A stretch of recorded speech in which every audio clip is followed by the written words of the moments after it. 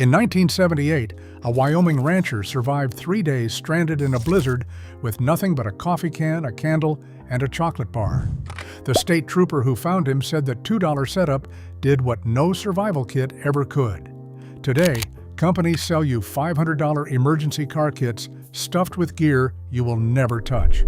But number 4 on this list has saved more stranded drivers than every premium kit combined. And number 11 costs a quarter. Hit that subscribe button. Let us count down. Number 20, kitty litter for traction. Long before anyone was selling $40 traction mats in a nylon carrying case, every truck driver in the North Country kept a bag of cheap clay cat litter behind the seat. When your drive tires spin uselessly on ice or pack snow, you pour a handful right in front of them, and the dry clay grabs the rubber and bites into the glaze. A 20-pound jug from the dollar store runs about $4 and lasts 3 winters. Old-timers swore by the plain clay kind, not the fancy clumping stuff, because clumping litter turns to paste the second it gets wet. The weight in your trunk helped too, pressing your rear tires down for extra grip.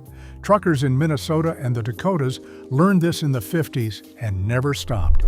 Those premium traction mats they sell you now do the exact same job, except they cost 10 times as much, and you have to get out, lay them down, drive over them, then go back and dig them out of the snow. A jug of litter never asks for any of that. Number 19, floor mats under the drive tires. Here is the trick that has freed more stuck cars than any gadget ever invented, and it uses something already bolted into your vehicle. When your tires are spinning in mud, snow, or loose gravel, you pull your rubber floor mats and wedge them ribbed side down, right under the front of the drive tires. The mat gives the rubber a hard, grippy surface to push against, and 9 times out of 10, the car climbs right out. Farmers in the rural Midwest have been doing this since floor mats existed. A man stuck in a soybean field at dusk did not have a $200 recovery kit in the barn. He had the mats under his boots. The only rule the old hands passed down was this: point the mats in your direction of travel, ease off the gas so you do not shred them, and be ready, because when the tire catches, that mat can shoot backward like a bullet. Then you stop, grab your mats, and drive on, free, already in your car, and it works in conditions that stop expensive tires cold. Number 18, sandbags in the trunk. Before all-wheel drive was in every crossover, working people made their rear-wheel drive cars and trucks handle winter with one cheap addition: weight over the back axle.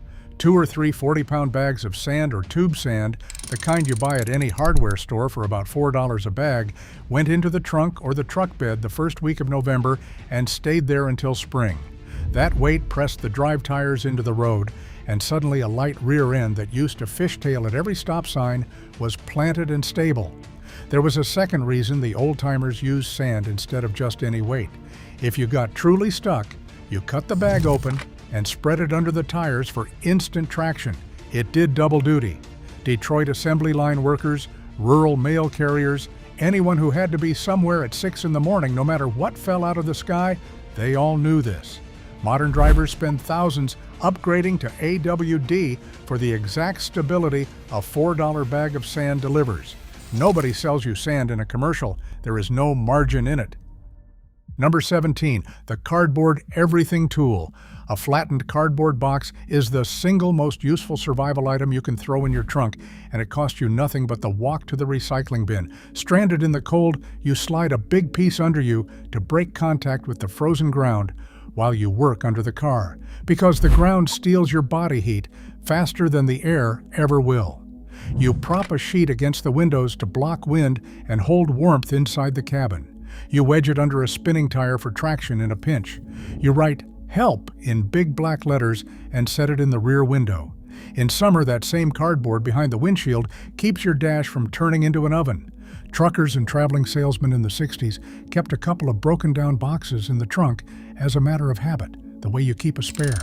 It weighs nothing, costs nothing, and does the work of 5 separate items in those overpriced kits.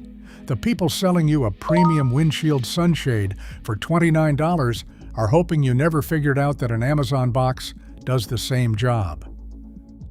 Number 16. Newspaper insulation.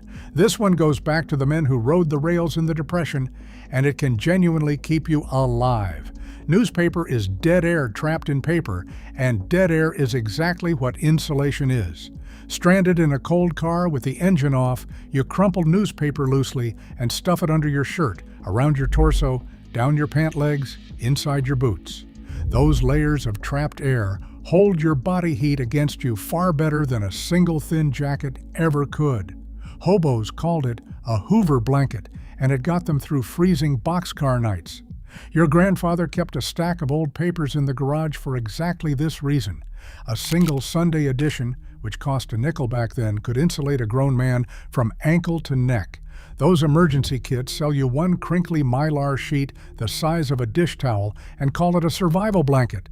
Meanwhile, the free newspaper on your porch does more, molds to your body, and you can restuff it 100 times. When the temperature drops and the heater is dead, paper between you and the cold is the oldest trick there is. Number 15, the credit card ice scraper. Every winter, thousands of people stand in a parking lot scraping a windshield with a gloved hand, or worse, waiting 15 minutes for the defroster while burning gas. Meanwhile, there is a perfect ice scraper in every wallet in America.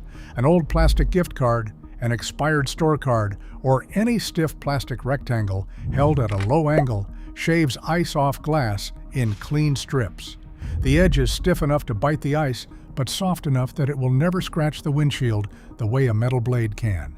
Commuters have quietly used this trick forever, and it is the thing that saves you the morning you are running late, and the real scraper is somewhere in the garage. It fits in the door pocket. It costs nothing because you already had the card. The people selling 40-piece winter kits put a scraper in there worth about $1 and let you believe you needed the other 39 pieces to go with it. You did not. You needed a piece of expired plastic and 30 seconds. Here is where things get interesting. Walk into any auto parts store and they will steer you toward a shrink-wrapped roadside kit for anywhere from $90 to $500. Nice zippered bag, reflective triangle, a flashlight with dead batteries by the time you need it, gloves that do not fit, a poncho, a whistle. Half of it is padding, and the padding is the point, because a bag that looks full feels worth the money. But go find an old mechanic, a long-haul trucker, or a farmer who has been pulling himself out of ditches for 50 years, and ask what is actually in his truck. It is a coffee can, some duct tape, a bag of litter, a couple of blankets, and jumper cables. Maybe $30. Most of it's stuff he already owned. The difference is not the gear. The difference is that his kit was built by someone who has actually been stranded, and theirs was built by a marketing department. Everything from here down is what the people who really break down actually carry. Number 14, the coffee can candle heater. This is the setup that saved that Wyoming rancher, and it is the closest thing to a miracle on this list. You take an empty metal coffee can, a few plain candles, and a book of matches, and you have heat, light, and drinking water for days. A single candle burning inside a metal can throws off enough warmth to keep the inside of a stalled car above freezing, because the metal absorbs the flame's heat and radiates it out slowly and steadily. The can also contains the flame safely and catches the wax. You crack a window an inch for air, light the candle, and that tiny flame becomes the difference between a long cold night and hypothermia. Pack snow into a second can and set it near the flame, and you have water to drink. Cold country state troopers have recommended this exact kit for decades because they are the ones who pull frozen people out of cars every winter. The whole thing costs about $5 and fits in a shoebox. There is no $80 emergency heater on any shelf anywhere that does more than a candle in a can. The old-timers knew that a single small flame, used right, is worth more than a trunk full of gadgets. Number 13, the truth about the space blanket. Now, those thin foil blankets get mocked, and half the time it is deserved because most people use them wrong. A Mylar emergency blanket does not make heat. It reflects heat that is already there back at your body. So if you wrap it loosely over a t-shirt in a freezing car, you will still be cold and you will decide the whole thing is a scam. But use it the way search and rescue teams do, and it is remarkable. You put your real layers on first, then wrap the foil over the top so it traps the warm air against you, shiny side in. You can line the inside of the cardboard on your windows with it to bounce the candle's heat back into the cabin. You can lay it under your sleeping bag to stop the cold from wicking up through the seat. A 3-pack costs about $2, and each one folds down smaller than a deck of cards. This is the one item the expensive kits actually got right, except they give you one and charge you like it is high technology. Buy a 5-pack for the price of a sandwich. Learn to use it as a reflector and not a blanket, and it earns its place. Number 12, duct tape. Ask any mechanic what got them home on a dark highway more than once, and duct tape will come up before anything else. A burst radiator hose, wrapped tight in duct tape, will hold pressure just long enough to limp to the next exit. A cracked taillight or headlight lens covered and taped keeps you legal and visible until you can fix it right. A side mirror hanging by a wire, a piece of trim peeling off in the wind, a window that will not stay up, a leaking gas can, a split boot on a CV axle. Duct tape has bought people the miles they needed to get somewhere safe. Truckers wrapped a roll around a water bottle to save space and kept it in the door. A single roll costs about $4 at any hardware store, and there is no roadside kit on earth that includes enough of it, because a full roll would make the bag look cheap. The people who have actually been stranded do not want a whistle and a poncho. They want a full roll of the good silver tape, because tape is the thing that turns a tow truck problem into a drive-home problem. Number 11, the coat hanger. A plain wire coat hanger costs about 25 cents, and it has gotten more cars off the shoulder than any tool in that expensive bag. The classic save is the exhaust pipe or muffler that rusts loose and starts dragging on the pavement, throwing sparks. You bend the hanger into a hook, loop it around the pipe and up to the frame, twist it tight, and you have wired your exhaust back up well enough to drive home instead of leaving it in the road. But that is just the start. A coat hanger fishes keys out from under a seat, holds a hood latch that will not catch, props a broken part in place, jams into a stuck lock, or unspools into 3 feet of stiff wire you can shape into whatever you need. Old mechanics kept a couple bent in the trunk on purpose. Modern kits sell you specialized single-use tools that do one thing, while a 2-bit wire hanger does 20. The most versatile repair tool in automotive history is the thing hanging in your closet right now, and it costs less than the tax on a premium kit. Number 10, zip ties. Zip ties are duct tape's partner, and between the two of them you can hold most of a car together long enough to get home. A bumper cover coming loose in the wind, a splash guard dragging under the front end, a battery that is not clamped down tight, a bundle of wires that came free, a broken clip on a body panel. A zip tie cinches it and holds. They pull tight. They do not loosen with vibration the way tape sometimes does, and they take a fraction of a second to use. Farmers and off-road drivers have kept fistfuls of the big heavy-duty ones in the glove box for decades because a zip tie fixes the thing that would otherwise strand you on a back road at night. A bag of 50 assorted sizes costs about $3. You will find maybe 4 flimsy ones in a $100 kit, if any. The people who actually break down for a living carry 100 in 3 sizes, because when a plastic clip snaps in the cold and drops your undertray onto the highway, a zip tie is the entire difference between driving on and calling a tow. Number 9, the pantyhose fan belt. This is the trick that sounds like a joke until the day it saves you, and it comes straight out of the era when everybody knew a little about how a car worked. If your serpentine or fan belt shreds and snaps out on a lonely stretch of road, a pair of pantyhose can get you to the next town. You knot a leg of the nylon around the pulleys the belt was running, pull it as tight as you possibly can, and tie it off. Nylon is shockingly strong and just stretchy enough to grip the pulleys and turn them. It will not last forever, and it will not run the air conditioning, but it can spin your alternator and water pump long enough to limp somewhere with a phone or a parts store. Traveling salesmen and road trip families in the 60s and 70s knew this, and more than one stranded driver flagged down a car full of women and asked seriously if anyone could spare a pair. A modern belt failure means a tow because nobody carries a spare belt anymore, but the old emergency fix still works on plenty of engines, costs a few dollars, and takes up no space at all. Here is what the auto industry does not want you thinking about. There was a time when a driver was expected to understand the machine they were operating. People carried spare belts and hoses, knew how to gap a spark plug, could tell by the sound whether it was the starter or the battery. That knowledge was normal, and it was free, passed from a father to a son in a driveway on a Saturday. Then cars got sealed up and complicated, and something quietly convenient happened for the people selling things. A driver who does not understand their car will buy whatever they are told they need. That is the entire business model behind a $500 kit.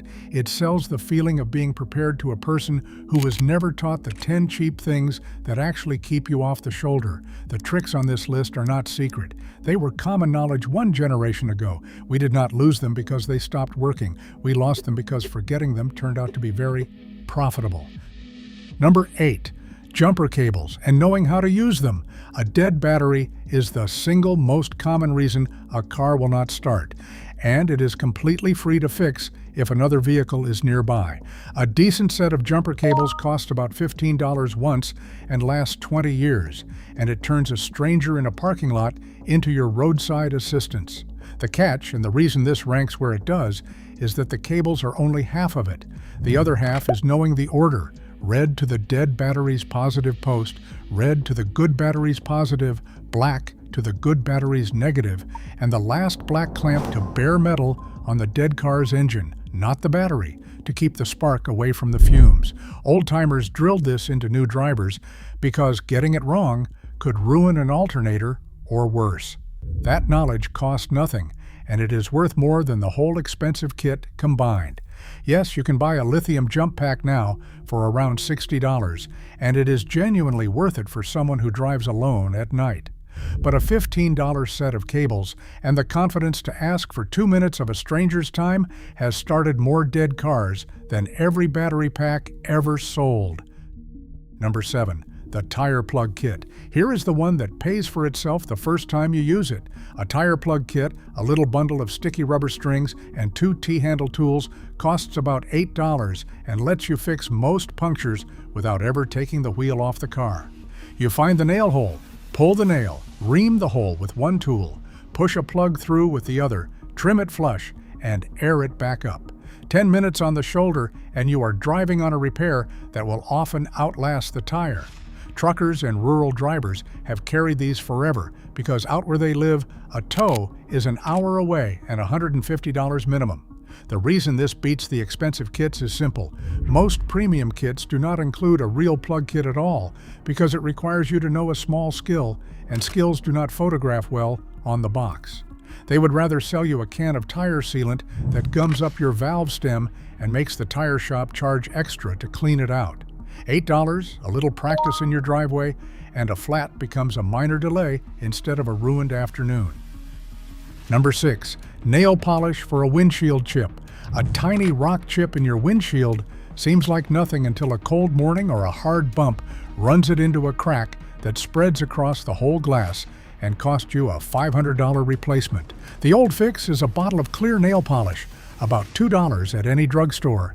You clean the chip, then work a few drops of clear polish into it, letting it seep down and fill the pit before it dries. The polish seals out moisture and dirt, and more importantly, stops the chip from spreading by holding the glass together at the stress point. It is not a professional resin repair, and it will not make the chip invisible, but as an emergency stopgap to keep a chip from becoming a crack before you can get it fixed, it has saved countless windshields. Women kept a bottle in the glove box for their nails and discovered the second use by accident.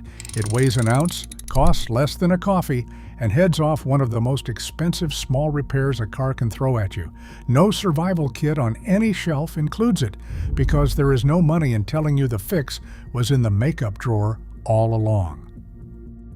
Number 5, bar of soap, pepper, or a cracked egg for a radiator leak. This is Depression-era knowledge that still works, and it can be the difference between limping home and boiling over on the shoulder.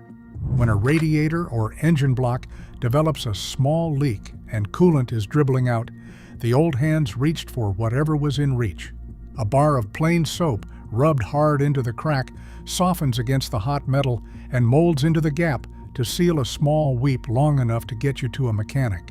Black pepper, a couple tablespoons poured into the radiator, gets carried to the leak by the coolant, and the particles swell and clog the hole from the inside. A raw egg does the same thing, the whites cooking and catching in the breach as the coolant heats up. Farmers and truckers used all three because you fixed the machine with what the kitchen had. None of these is permanent, and any decent mechanic will tell you to get it properly repaired, but as a get-me-home trick, they have worked for the better part of a century.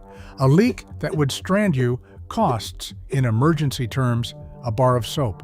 Try finding that in a shrink-wrapped kit. Here is what nobody selling you a kit will ever say out loud. The most dangerous part of a breakdown is almost never the car. It is the panic.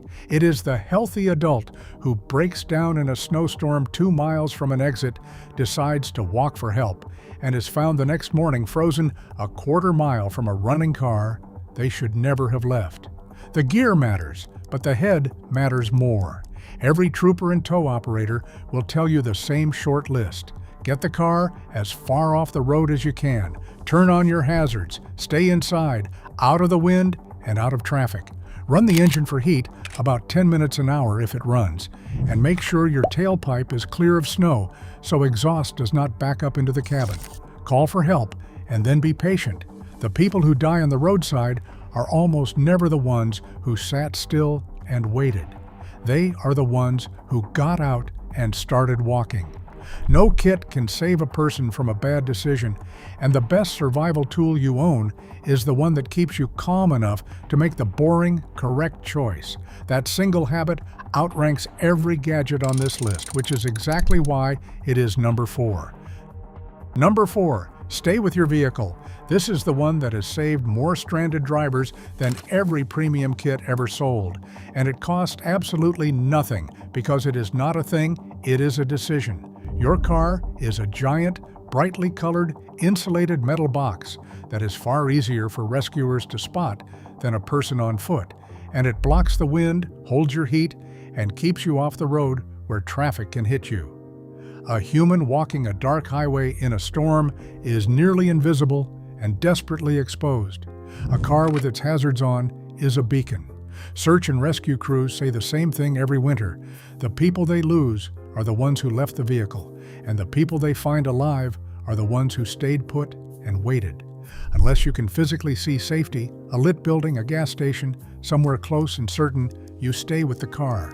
You make yourself visible, you conserve heat, and you let the people whose job it is to find you do their job. Every survival trick above buys you time. This is the discipline that makes sure you're still there, alive and easy to find when help arrives. Number 3, the milk jug lantern. Being found is half of surviving, and this trick turns one small flashlight into a signal that can be seen from a long way off. You take a translucent plastic milk jug, the empty gallon kind, and strap or set your flashlight so it shines up into it, and the whole jug glows like a lantern, throwing soft light in every direction instead of one narrow beam. Set it on the dash or the roof, and it marks your position for a plow driver or a trooper long before they would ever pick out a stalled car in the dark. Campers and truckers have done this for years to light a whole area from a single small light. You can do the same thing with a headlamp wrapped around a jug of water. It costs nothing because the jug was headed for the trash, and it stretches a flashlight's usefulness enormously. Those expensive kits hand you a flashlight and stop there.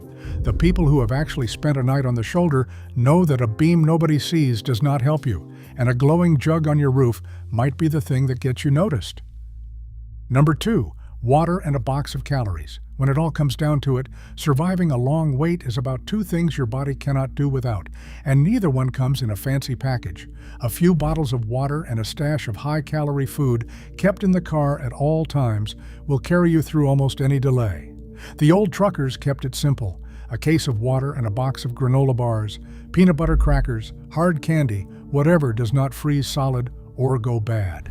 Calories are literally fuel your body burns to make heat, And in the cold, a candy bar can do as much to keep you warm as a blanket. Water keeps you clear-headed and functioning, and dehydration sneaks up on people even in winter. This costs about $10 and needs nothing but the discipline to restock it. The premium kits will sell you 2 shrink-wrapped emergency food bars that taste like chalk and 1 pouch of water, and charge you like it is astronaut rations. Your body does not know the difference between a survival ration and a granola bar from the pantry. It only knows whether you fed it. Keep water and calories in the car and you have handled the 2 things that actually matter. Number 1. The half-tank rule. At the very top of this list is something so simple it barely sounds like a survival trick at all, and it has prevented more roadside emergencies than every item above it combined. The rule is this: never let your gas tank drop below half. That is the whole thing. A half tank means you can run the engine for heat through a long, cold night without the terror of watching the needle fall to empty. It means when you hit the traffic jam that shuts the highway down for 6 hours in a blizzard, you are the one with fuel to spare while everyone around you is switching off their engines and shivering. It means you are never stranded simply because you ran dry on a stretch with no stations for 40 miles. The old-timers filled up at half without thinking about it because they grew up when a dead tank in the wrong place could kill you. It costs nothing. It is not a product. It cannot be shrink-wrapped, and no company will ever advertise it because there is no way to sell you a habit. But a driver who keeps the tank above half and knows the tricks on this list is safer on any road, in any weather, than a driver with a $500 kit and an empty tank. The most powerful survival tool ever invented is the one you already have, used with a little discipline. Your grandfather knew it. Now you do too. Here is my challenge. Pick one of these and set it up this week. Just one. Throw a bag of litter and your old floor mats in the trunk. Build the coffee can and candle, or just fill up at half from now on. Then tell me in the comments which one you tried and whether your dad or your grandfather already had it in his truck all along. I want to know if the coffee can heater gets more love than the pantyhose fan belt, because these were never gadgets. They were common sense, and somebody spent a lot of money making us forget it.